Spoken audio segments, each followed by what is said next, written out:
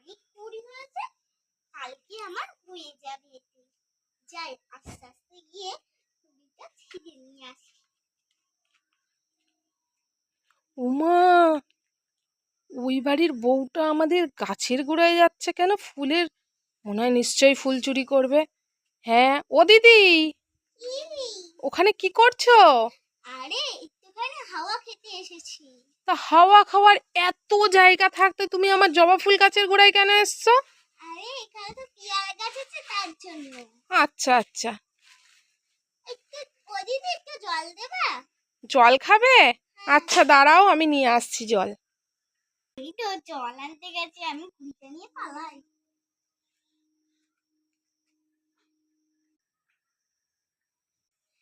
তাড়াতাড়ি পালাই, তাড়াতাড়ি পালাই।